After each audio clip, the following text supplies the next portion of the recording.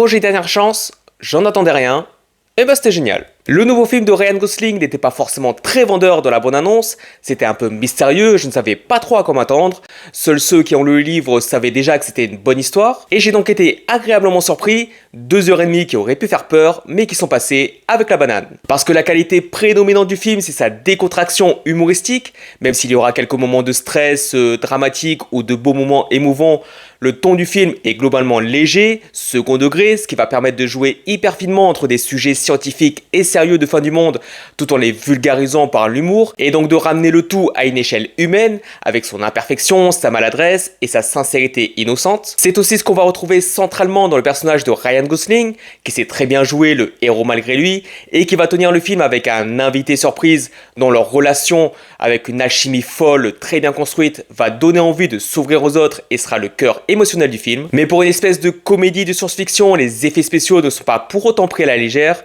Les décors, les vaisseaux, les scènes dans l'espace et d'action, on va dire, sont superbes.